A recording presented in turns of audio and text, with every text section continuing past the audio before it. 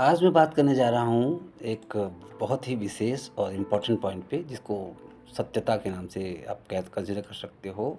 सत्यता अपने आप में, अपने आप से।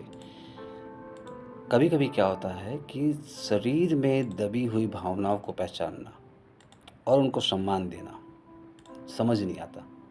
हम लोगों को अक्सर नहीं समझ में आता कि प्रॉब्लम क्या है और should we respect that problem और इग्नोर इट। फॉर एग्ज़ाम्पल कुछ-कुछ चीज़ें हमें लगती है कि हमारे मस्तिष्क में चल रही हैं, एक्चुअली वो चल रही होती है हमारी बॉडी में। जिस टाइप की वो प्रॉब्लम हो, कोई ट्रॉमा हो, कोई स्ट्रेस हो, कोई एंग्ज़ायटी हो, कोई पेन हो, वो हमारी बॉडी में कहीं न कहीं सर्कुलेट होते एक जगह स्टोर होने लगता है और हम उसको समझ नहीं पाते, बस परेशान रहते हैं। अ, इसको कहीं-कहीं किसी-किसी केस स्टडी में बॉडी अलार्मिंग भी कहते हैं। पहचानेंगे कैसे आप उसको? सिंपल है एकदम, वेरी वेरी वेरी सिंपल। वो है आपका तरीका। कहीं भी आप शांति से एक जगह लेट जाएं, बैठ जाएं और अपने पूरे बॉडी के पार्ट्स पे फोकस करें, स्कैन करें बॉडी को अंदर ही अंदर।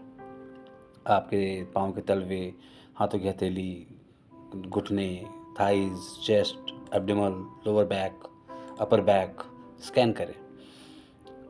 आपको अपने आप बॉडी का एक सिग्नल मिलेगा कि कहाँ आपका टेंशन जाके रुक रहा है या कहाँ फोकस जहाँ जाके आपका रुक रहा है। वो चीज़ मस्तिष्क भी हो सकता है। वो चीज़ आपकी बॉडी की उस ऊर्जा को होल्ड करके रखी हुई है, जिससे कि आप परेशान हो रहे हैं। आपको कुछ नहीं करना, बस आपको उनसे सीधे से पूछना है। साँस लेते रहिए और साँस छोड़ते रहिए। धीरे से उस पॉइंट पे ध्यान केंद्रित करके ये पूछो कि तुम मुझे क्या महसूस कराना चाहते हो? या उस पार्ट्स को कि क्या तुम मुझसे कुछ बोलना चाह रहे हो? या क्या उस पार्ट से बात करने की कोशिश करो। जैसे अगर मैं कहूँ मेरे थाइज़ में दर्द हो रहा है, तो मैं उससे पूछूँगा कि क्या मैसेज है? क्या कुछ देना चाह रहे हो मुझे? कुछ कहना चाह रहे हो मुझे? कुछ बताना चाह रहे हो मुझे?